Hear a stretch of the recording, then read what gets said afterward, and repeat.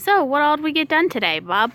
Alright, so you guys saw that we had the starter generator issue where it was cranking too slow. So I took 3 of them apart and made one.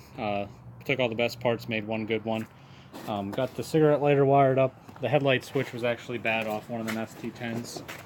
We have that wired in. And then Kaylin detailed out the headlights and put them in. So you can show them that.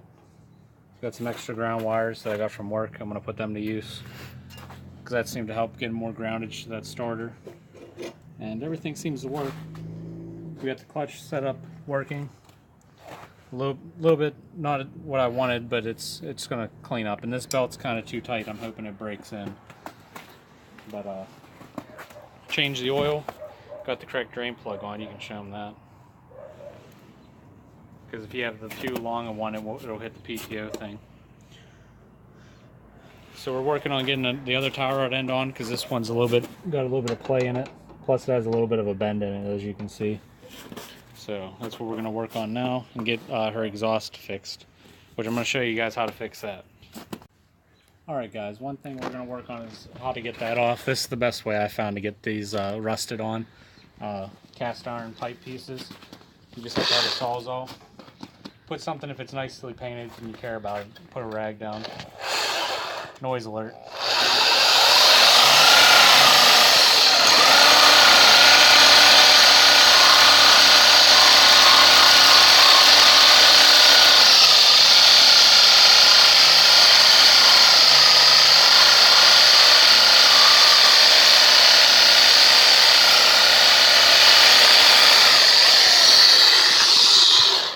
Okay, I didn't normally, they're a lot longer than that one, but that one was a short one. But the thing to do is get your blade, and there's no chance of hitting the, you probably can't see it in there. You'd have to go pretty deep to get the exhaust valve stem hurt. But they usually only go in that far is the pipe. So if you adjust for that, and then you just cut.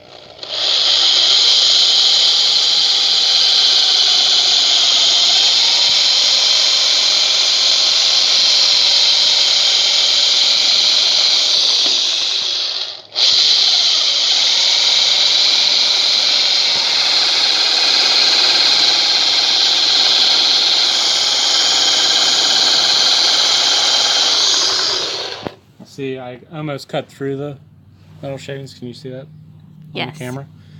Now what you have to do is that, if I cut it in another spot, I'll be able to pound out the spot, the chunk, and then after you do that, you'll be able to get the rest of the chunk out, because all the tension will be off of it. You still recording? Yes.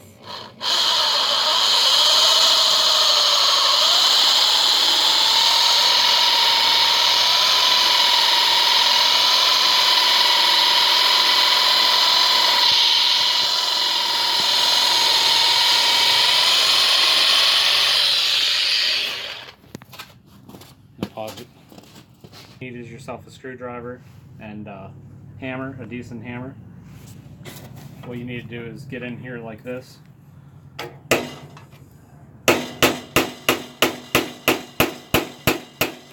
if you see that came together,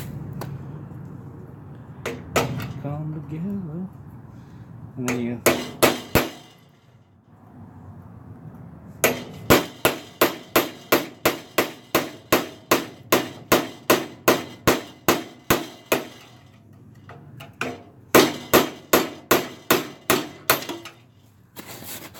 it is somewhat scary, but if you've done enough of them, then it doesn't become scary anymore.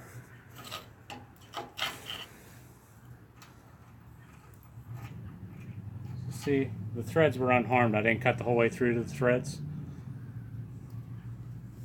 So you get rid of that chunk, get back to the environment, and then you don't want to cut it flat with the head, because you need something to pound onto. So you also just get right here, give it a nice tap, and it collapses it, and boom, it comes right out. And you have all your threads. Not hurt or anything.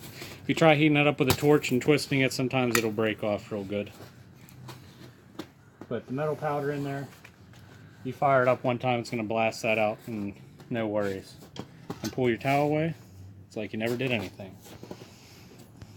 Alright guys, one issue we're having is that belt I bought. It's an industrial belt, it's too tense.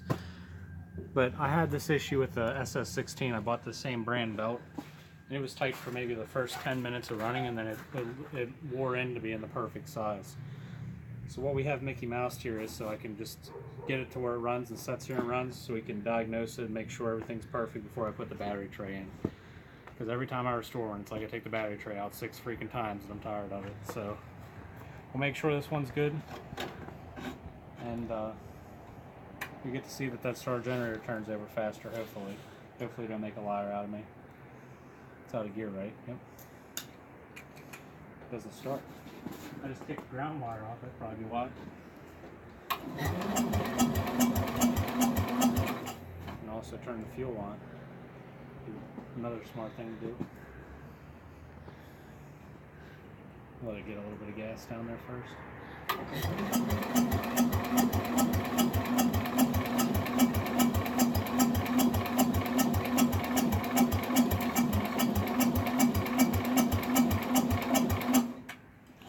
Give me that spray bottle. We'll just tickle some spark plug hole just to get it maybe going, and then it'll suck its own fuel, hopefully.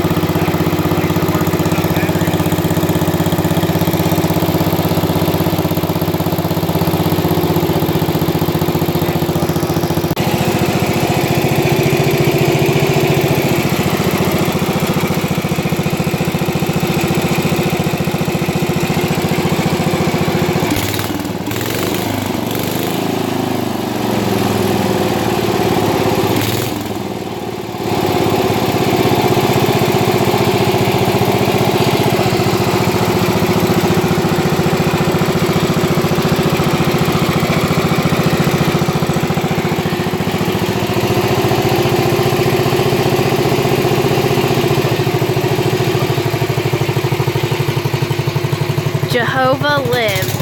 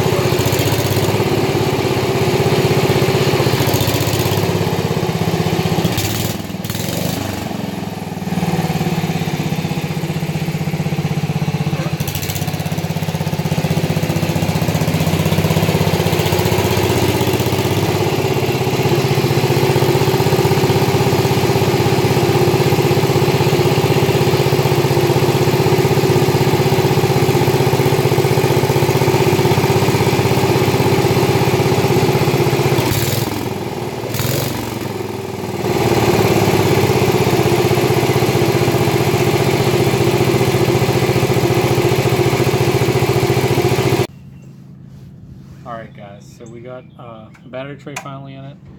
We're going to have to get a different kind of battery where the terminals are swapped around so the positive is close enough that I can connect it.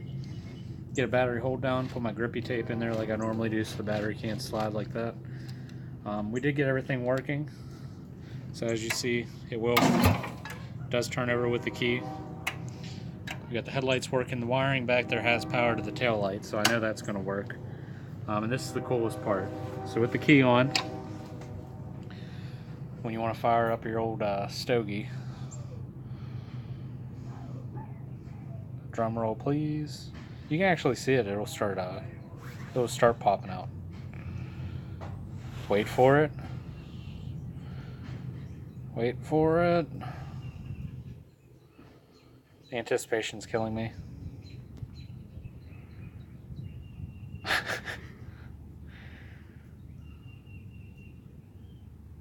Come on. It just popped. I just saw it. 5 minutes ago it popped out.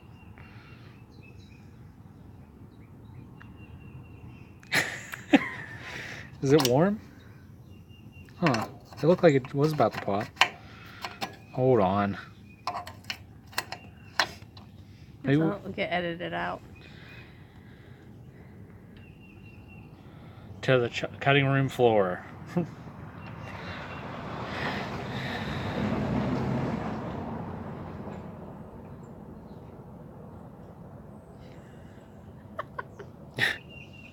It literally just did it.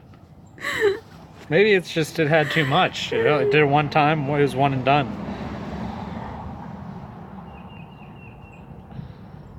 One and done. It ain't doing it. Maybe the battery's dead. I don't know. Okay, it's obviously getting power. Oh, that's weird. I bet you have them on backwards because it should be, the needle should be going that way when you draw something. So when it's running, I bet you let me see this. No, it's drawing away. How's it charging? I don't fucking know. Okay, so I don't know what part you install. The cigarette lighter did work. And it popped out and it was glowing cherry red. So I don't know if there's a connection issue going on or what. So I know it was warm the second time. I don't know. That's the least of our worries is a cigarette. Neither of us smoke, so it's no big deal. So that belt did wear in exactly as I planned. This is normally where they set anyways, that amount of gap there. So the problem was I made a couple of these rods and they were slightly shorter.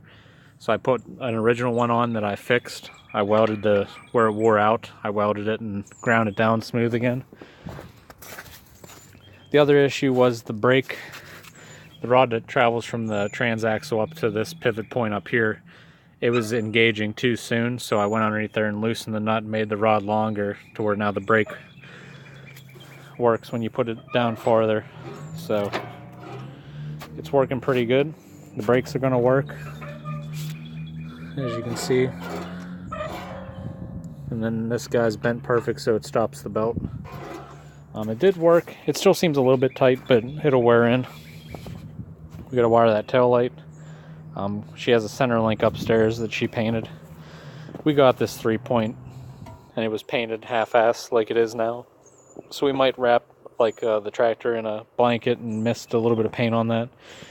But she's not into the cosmetics as much as I am, so. But we're gonna get another battery so the terminals are swapped. Now that I fixed that star generator, it zings over really good now, so. She's going to paint the other dipstick tube, get that put on. We did fill it up, drain the oil and put new oil in it today. So clear you can't even see it. So these are the extra grounds I put on. I have it attached to the starter generator, one to the block and then one up to the battery. So, and then another ground going down to the starter generator on the mounting point. So we're definitely grounded. All lights work. We found the original wiring harnesses off some other headlights I had, so that turned out nice. Didn't have to make that wire. Other than that, it's turned out pretty nice. She might dust the front wheels, paint them, leave them probably alone, because they do match pretty well to the rest of it, because there's a couple, 3 points a different shade of white. That's a little different shade of white because it was painted on top of white. That was painted on top of red oxide primer. So it's a little bit different shades, so it goes with it, but that's completely a different shade. We got Bub, the oil change specialist. You're killing the environment. Oh, we gotta change that tire rod in still. I might do that tomorrow. I have to go help a friend with a Camaro of his that I don't want to help with, but that's what you do when you're friends, I guess. And then we got a little bit more done on this, nothing too crazy. I got it running way better. I changed the oil another time. A bolt for my hood fell out. I gotta fix that. I might get pins and put in there, or get some bolts with some nylock nuts, put them on. We're gonna drain the fluid in this another time. I doubt tomorrow, probably in a weekend or two from now, I'm gonna fix the cooler leaks. And in the meantime, I'm gonna go to the storage unit maybe tomorrow and get the cover off another one. Make that cover at work. We're gonna get some batteries out of the other tractors that are at the storage unit not doing anything, bring them home and charge them all up. So everything's nice and ready. There's my mess from the oil. But the oil change went well. It was normal dirty. Nothing too crazy. But everything's turning out pretty good. You got a gun, bub. Mm-hmm. I don't think guns make that sound, bub. You damn cracker. But we're gonna get something to eat, I guess. I'm gonna get a center link for this tonight. Try to look through the horde and find one. I'm gonna put that rusty, crusty plow on there. I gotta put this gas away. But that's about it, guys. Got a little bit more cleaned up around here. Got them both running now. I gotta get that motor out of here. Whoa, that motor is a hodgepodge. That's basically a parts motor now. Other than that, just gonna clean up around here, get some stuff put away. Might play with some stuff tomorrow, but I feel a lot more confident I actually got to drive this one, which you saw. So things are going pretty good. Get the center link put on tomorrow. Just some stupid little things tomorrow, probably. Get the covers on it. I almost never put this cover on them because I always like having access and seeing stuff because I mess with them too much. Plus I like seeing that spinning around in there. Probably get the gas tank maybe painted tonight. There's a few little pits on the bottom of the gas tank that I want to use on this one. And I thought to myself that that's pretty, if the pits are there, then the metal is a little bit thinner. So I spread some JB Weld over the pits, so make it a little bit stronger in them areas. But the gas tank's pristine other than one little spot that had some pitting. So we're going to get that painted, put it on, and that's about it, guys. So talk to you later.